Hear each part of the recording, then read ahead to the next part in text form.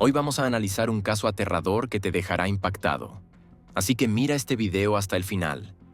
Se encontraron varias pistas clave en el sitio de la excavación. Primero, la tumba en sí. Poco profunda, de solo medio metro aproximadamente, cubierta con ramas y hierba. El suelo había sido removido manualmente con la adición de sustancias sintéticas. Los químicos confirmaron más tarde la presencia de cloro y rastros de productos derivados del petróleo. Esto puede indicar un intento de ocultar el olor de la descomposición a los animales. Cerca del cuerpo se encontraron cinta adhesiva, trozos de tela y bridas de plástico. La causa oficial de la muerte fue nombrada como asfixia, estrangulamiento. Se encontraron partículas de tierra en los pulmones de la fallecida, lo que indicó un detalle horrendo. Justine había sido enterrada viva. No había señales evidentes de lucha en su cuerpo. No había fracturas, ni heridas de arma blanca, ni rastros de arma de fuego. Solo se encontraron moretones en sus muñecas, así como marcas de una cuerda alrededor de su cuello. Esto indicó que había sido inmovilizada antes del momento del asesinato. Los expertos señalaron: la muerte no ocurrió instantáneamente.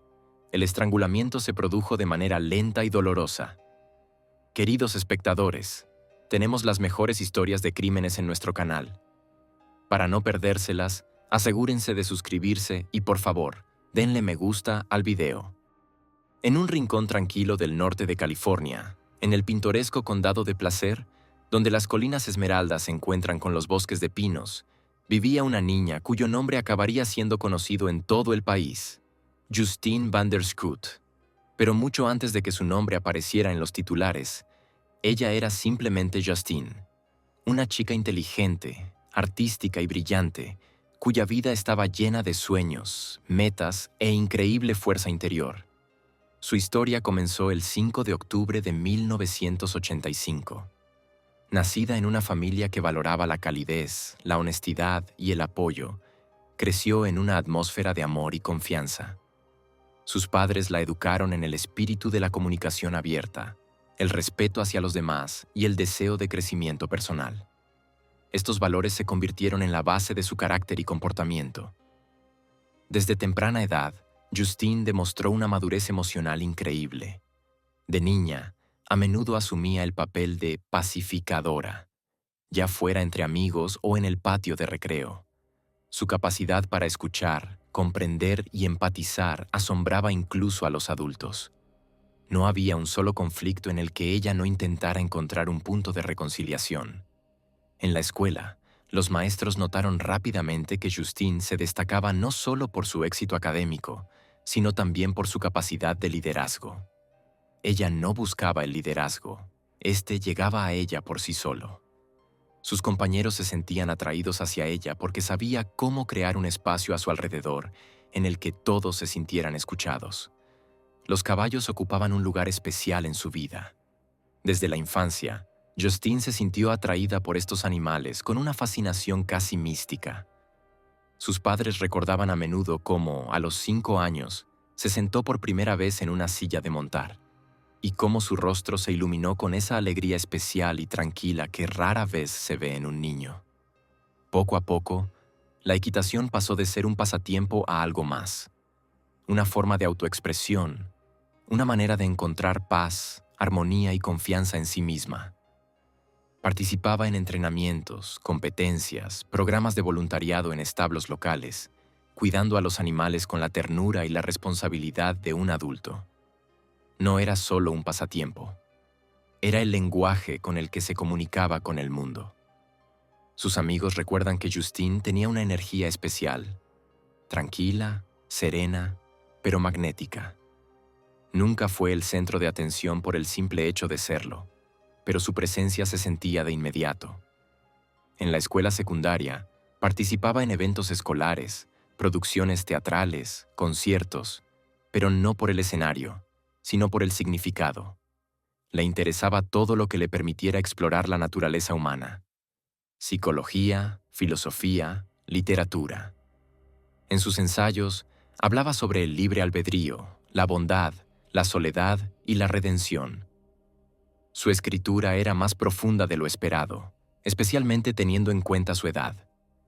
A menudo, los maestros compartían sus trabajos con otras clases como ejemplo de escritura consciente y madura. Justine no era perfecta en el sentido glamoroso. Se sentía real. A veces era tímida, a veces demasiado autocrítica. Pero eran esos rasgos los que la hacían verdaderamente viva.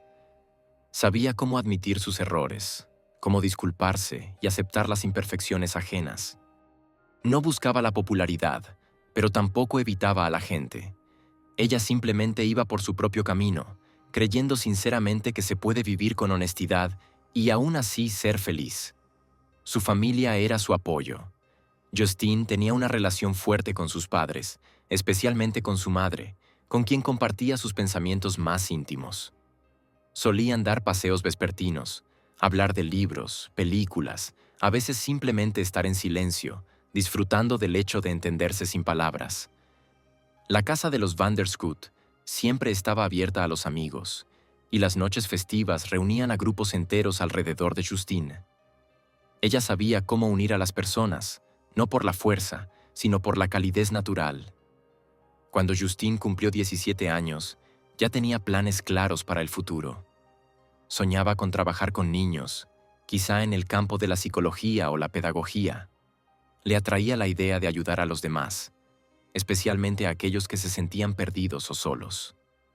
Decía que quería ser el adulto que a muchos adolescentes les falta: considerado, honesto y amable. Incluso empezó a interesarse por el voluntariado en servicios sociales locales. Le atraían los proyectos relacionados con el apoyo a adolescentes desfavorecidos, la ayuda a familias en crisis, el trabajo con animales con fines terapéuticos. Tenía una habilidad poco común para ver el potencial en una persona, no el problema. Justine era una persona de detalles. Notaba las pequeñas cosas que los demás pasaban por alto. Podía detenerse a arreglar una flor rota al borde del camino. Podía llamar a un amigo si sentía que estaba triste, aunque él no lo dijera directamente. Su empatía no conocía límites, pero al mismo tiempo sabía cómo mantener la fortaleza interior. No se permitía disolverse en los dramas ajenos, pero siempre estaba presente cuando era necesario. Su apariencia era un reflejo de su armonía interior. Cabello rubio, rasgos faciales suaves, ojos brillantes en los que siempre se leía atención y sinceridad. Amaba la sencillez. Jeans, camisetas, zapatillas cómodas. Casi nunca usaba maquillaje. No jugaba a ser bella, lo era en la forma en que reía, en cómo escuchaba, en cómo abrazaba a sus amigos. Sus fotos no eran glamurosas, eran vida. Reales, sin filtros.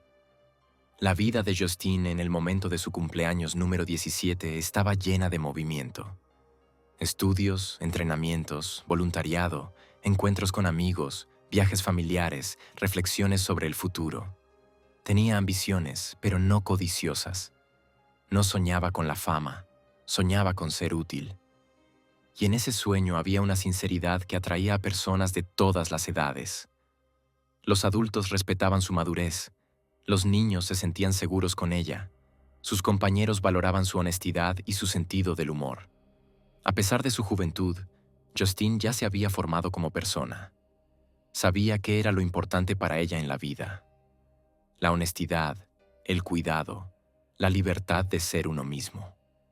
Creía que la bondad no es ingenuidad, sino una elección. Y hacía esa elección todos los días. A veces se expresaba en cómo ayudaba a un compañero de clase a superar un ataque de pánico. A veces, en cómo se quedaba después de la escuela para ayudar al maestro a preparar materiales. A veces, en cómo simplemente se sentaba al lado de una persona que estaba en silencio. Y todo eso era natural para ella, porque así era, real. El 1 de septiembre de 2003 comenzó como un final normal de un fin de semana largo. Era lunes, Día del Trabajo, un feriado nacional que marca el fin del verano. En Auburn, California, el aire estaba lleno de calidez soleada y un ligero cansancio. La gente se reunía en los parques, salía a la naturaleza, regresaba de los picnics. Para la familia Van der Schoot, el día también transcurrió en calma. En casa, rodeados de actividades habituales, con una cena tranquila y charlas sobre la escuela. Justine pasó la mañana ayudando a su madre. Luego trabajó un poco con los caballos en un establo local y regresó a casa por la tarde. No parecía preocupada ni molesta. En cambio, estaba concentrada y serena. Sus padres recordaron que Justine habló sobre el horario de la nueva semana escolar. Planeó actividades. Habló de un proyecto de voluntariado. Todo parecía parte de su vida normal. Por la noche, cenó con sus padres. Luego subió a su habitación, se cambió de ropa y salió de la casa diciendo que solo estaría fuera un rato. Eran alrededor de las 9. El día de verano estaba terminando y el cielo ya oscurecía. Salió sin llevarse el teléfono, dejando su bolso y su chaqueta. Esto no causó preocupación. Justine solía salir a dar paseos cortos para tomar aire, pensar o encontrarse con amigos. Era su costumbre. Sin embargo, la ansiedad comenzó a crecer después de unas horas. Cuando cayó la noche y las luces se apagaron en la casa, la madre de Justine notó que su hija aún no había regresado. La habitación estaba vacía, la ventana abierta, el teléfono en la mesita de noche. Ninguna nota. La madre fue a casa de los vecinos, llamó a una amiga de su hija, luego a otra. Nadie la había visto. Ninguna de las versiones habituales funcionaba. Justine no se quedaba fuera de casa por la noche sin avisar. No huía ni se escondía. A las 2 de la madrugada, la casa ya estaba inquieta. El padre empezó a conducir por las calles cercanas. Miró en el estacionamiento de la escuela, se detuvo en los establos, revisó las tiendas. Ningún rastro. En ninguna parte. Volvió a casa de nuevo. La ansiedad dio paso al miedo. Alrededor de las 5 de la mañana, tras una noche sin dormir, se tomó una decisión: llamar a la policía. A las 6:57 de la mañana del 2 de septiembre, el centro de despacho del condado de Placer recibió una llamada. Nuestra hija no ha regresado a casa, está desaparecida. 20 minutos después, los oficiales llegaron a la casa de los Vandershoot. Era una llamada estándar por persona desaparecida. Pero lo que llamó inmediatamente la atención de los agentes fue la decoración. La habitación de Justine estaba ordenada. Todo parecía intacto, sin señales de pánico ni desorden. La computadora estaba apagada, el cuaderno estaba cerrado, la cama estaba hecha, el teléfono estaba en su lugar. Esto indicaba que ella no pensaba ausentarse por mucho tiempo. No había sensación de huida en la casa, más bien de interrupción. El siguiente paso de los oficiales fue llamar a los amigos de la muchacha. Ninguno de sus amigos había hablado con ella desde la tarde. Su novio no se había comunicado con ella. Varias personas la habían visto en la escuela en los días anteriores, pero nadie sabía nada sobre sus planes para esa noche. No había señales de que hubiera salido de casa voluntariamente a una hora tan tarde. Era como si simplemente hubiera desaparecido, sin aviso, sin motivo, sin dejar rastro. Al mediodía de ese mismo día se anunció oficialmente el inicio de la operación de búsqueda. La zona donde vivía la familia estaba rodeada de bosques y terreno accidentado. Esto significaba que había una infinidad de posibles rutas y direcciones. El primer paso importante fue averiguar dónde podía estar su coche. Alrededor de las 4 de la tarde del 2 de septiembre, la policía encontró la camioneta plateada de Justine estacionada en un aparcamiento de uso compartido cerca de Cleaver Gap, a unos 20 kilómetros de la casa. El coche estaba cerrado. El interior estaba vacío. No había signos de lucha, sangre ni desorden. La guantera estaba cerrada con llave y no había llaves. Solo había un volante con una campaña escolar tirado en el asiento. El cargador del teléfono seguía enchufado. El coche parecía haber sido colocado allí deliberadamente. ¿Pero por qué? El aparcamiento estaba situado en la intersección de una autopista y un sendero forestal. Cerca había vegetación densa, barrancos empinados y caminos rurales. Este lugar se usaba raramente, especialmente por la tarde. Nadie entendía por qué ella estaba allí. No había cámaras de vigilancia en esta zona. Los días siguientes se convirtieron en una tensa e interminable serie de búsquedas. Voluntarios de las comunidades locales comenzaron a rastrear bosques, pastizales, minas antiguas, zonas costeras. Se involucraron guías caninos. Se utilizaron helicópteros con cámaras térmicas. La gente acudía con sus familias enteras, con mapas, linternas y binoculares. Algunos llevaban agua y comida para los voluntarios. Otros repartían folletos. En el establo donde Justine trabajaba se instaló un rincón conmemorativo. En las paradas de autobús, en las puertas de las escuelas, en iglesias y tiendas, sus fotos estaban colgadas por todas partes. Una chica de mirada clara y sonrisa suave miraba desde todos los carteles de la ciudad.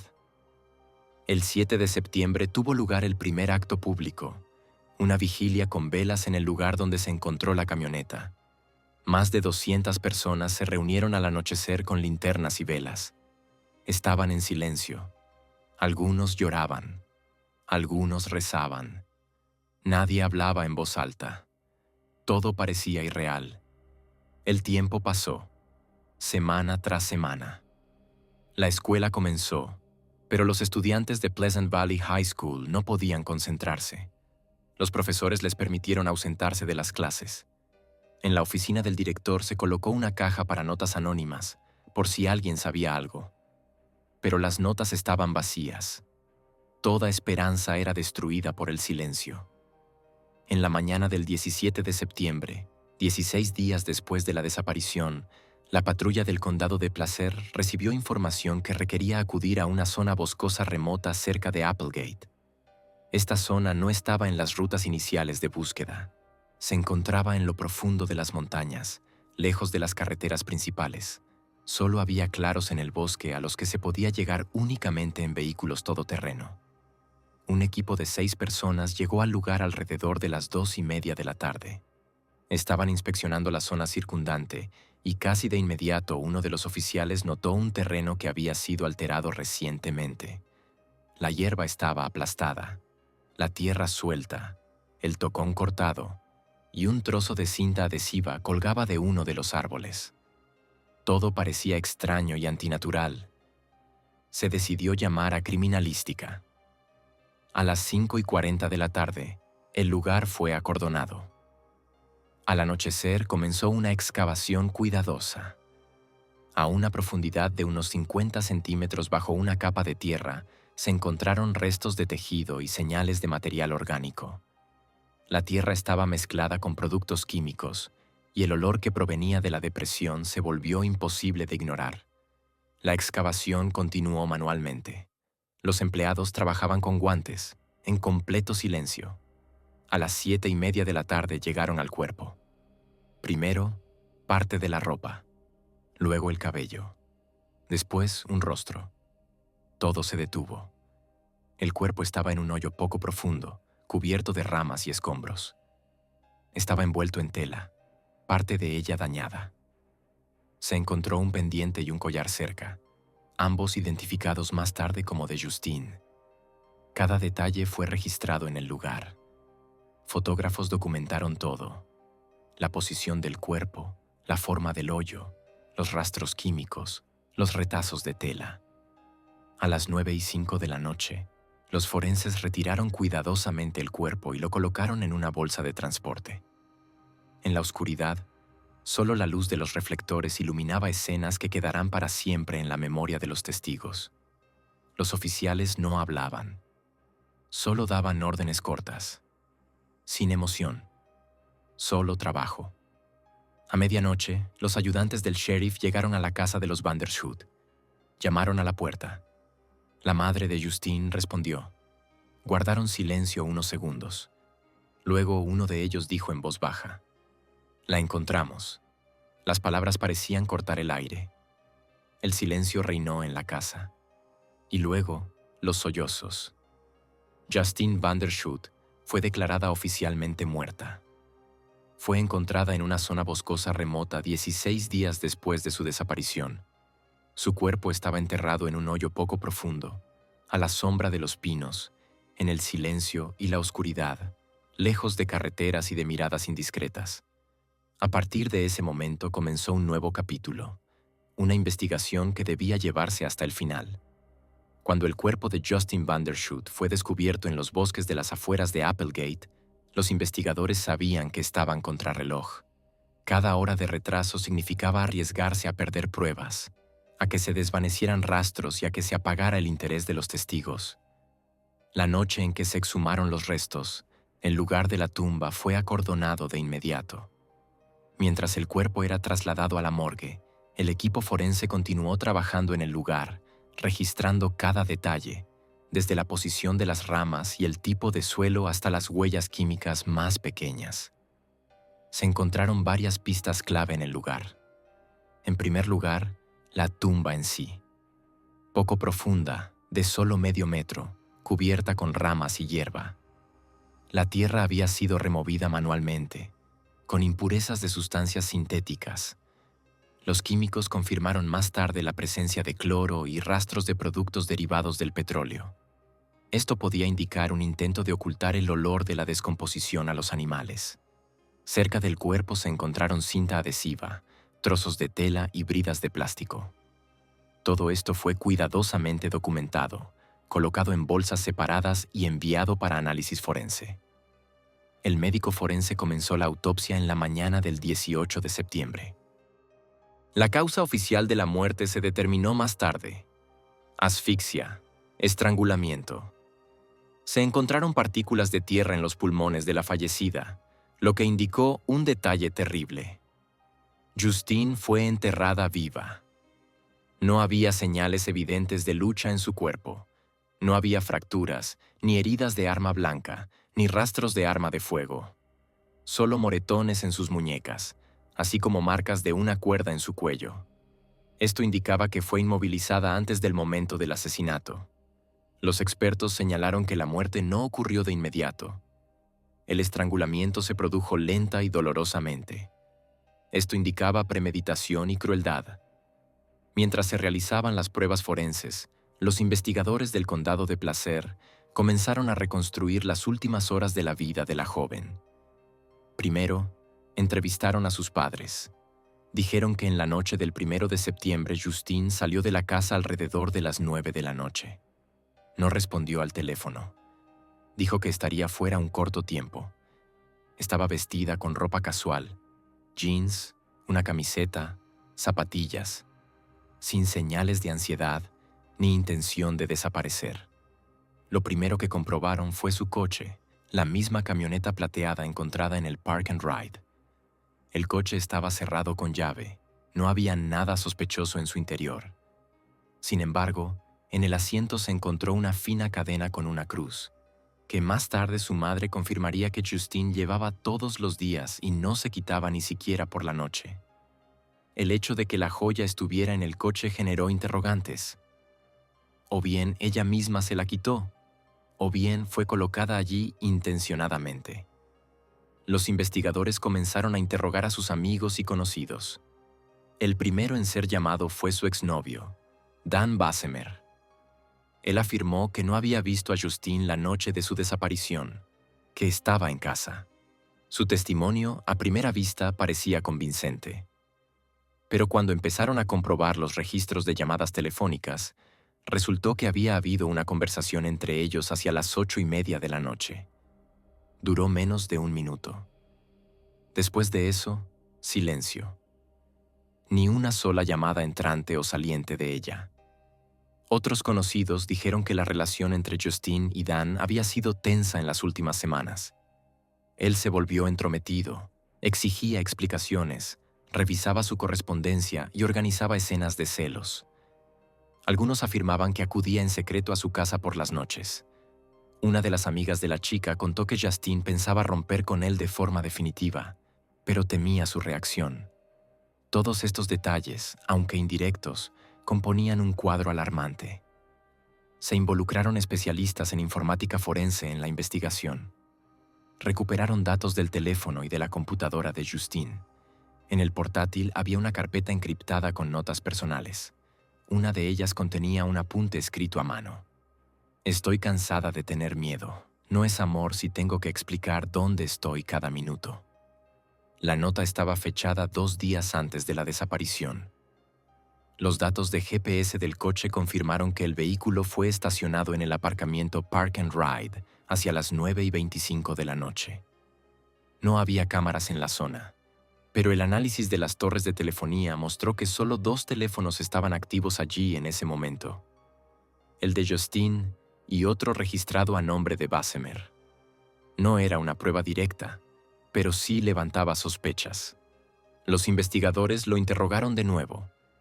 Durante el interrogatorio, él se mostró confuso. Primero afirmó que estaba en casa. Luego dijo que había salido con un amigo. Cuando se llamó al amigo, este solo confirmó parte de la historia. Las contradicciones se hicieron evidentes. En la casa de Bessemer se realizó un registro.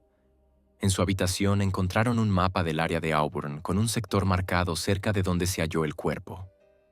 También hallaron paquetes de cinta adhesiva y bridas plásticas idénticas a las del lugar del entierro. En esta etapa, la policía aún no había presentado cargos formales. Necesitaban pruebas más sólidas. Entonces recurrieron a los amigos de la escuela de Bessemer. Uno de ellos, Brandon Fernández, se mostró nervioso. También fue llamado a declarar.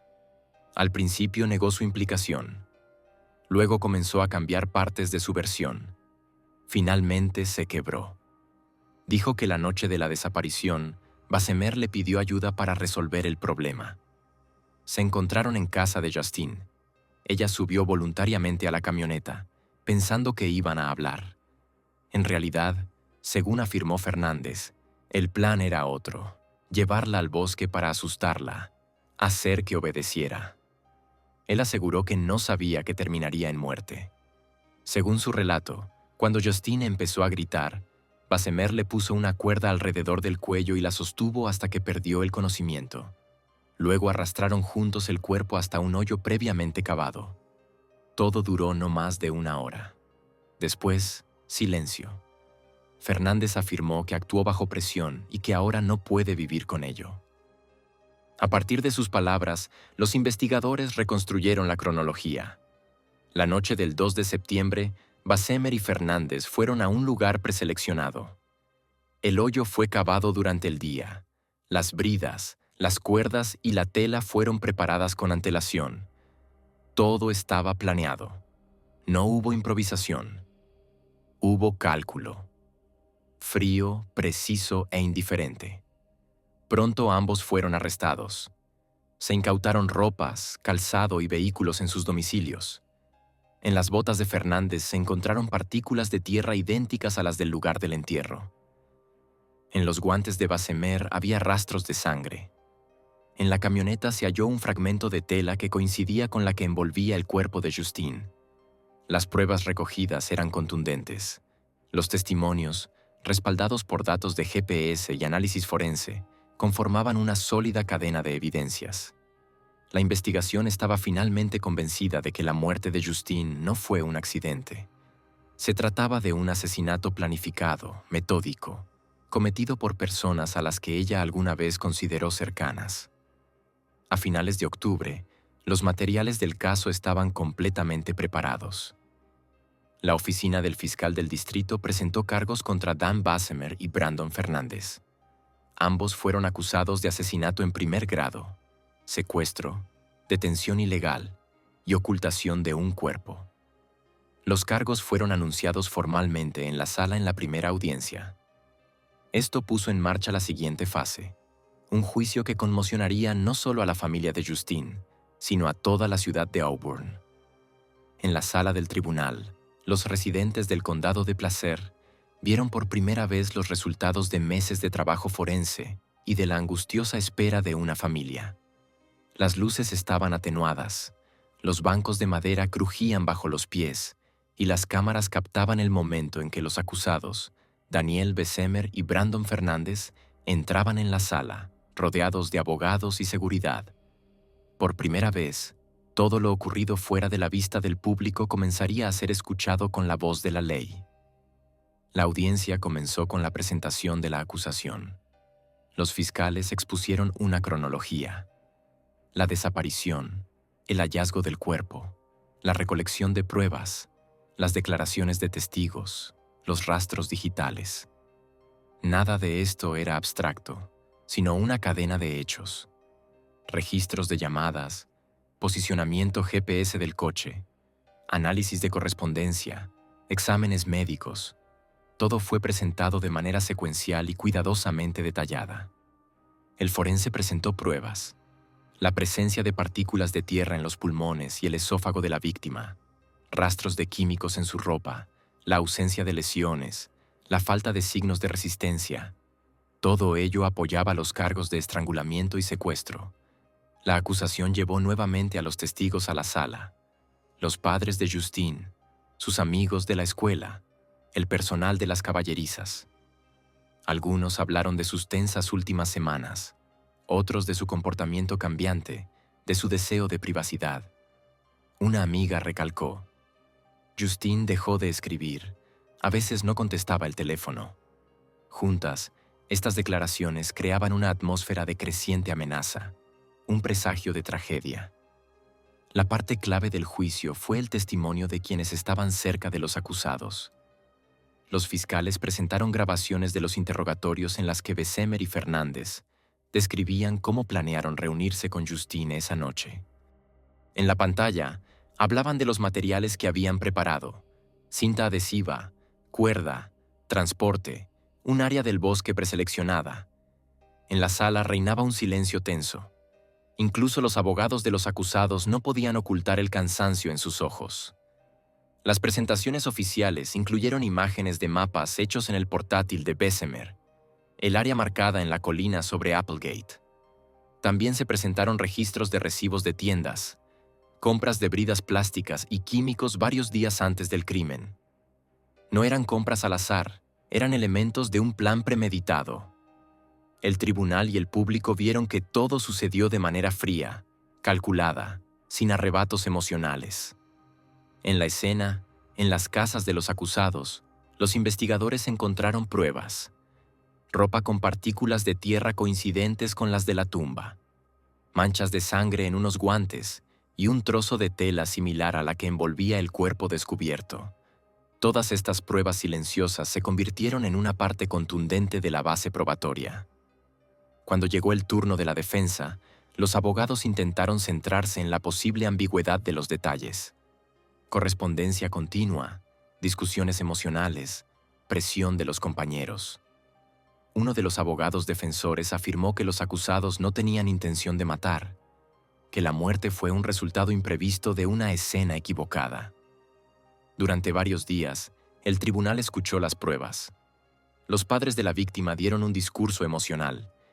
El padre dijo literalmente: ella no pidió luchar por su vida, merecía ser respetada. La madre añadió: cada noche sin ella lo dejaba claro.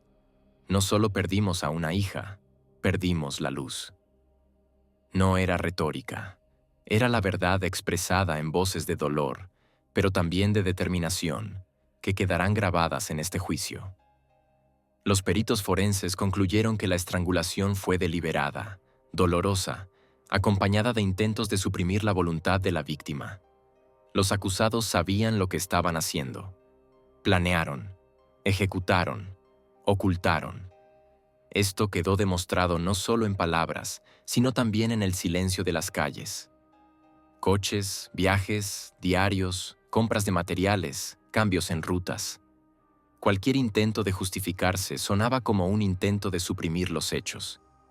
Cuando el tribunal envió la sesión a la sala de deliberación para la fase final, la tensión en la sala era palpable. Se escuchó una frase que todos recordaron: estamos creando un precedente para la práctica judicial. Esta decisión no es solo un castigo, es una palabra para la sociedad. La violencia no será olvidada. Unas horas más tarde, el juez regresó. El silencio reinó en la sala. Anunció el veredicto: Daniel Bessemer, declarado culpable de asesinato en primer grado, secuestro y ocultamiento de un cadáver, condenado a 25 años a cadena perpetua. Brandon Fernández, declarado culpable de complicidad, segundo grado, secuestro y ayuda en el ocultamiento de un cadáver, condenado a 15 años a cadena perpetua. En ese momento, todo se congeló en una imagen. Los rostros de la familia de Justine, sus amigos en la sala, la seguridad, los periodistas.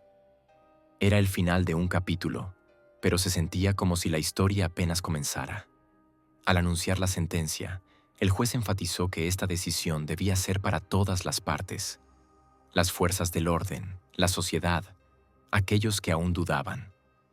Esto no era solo el fin del proceso, era un reconocimiento de justicia.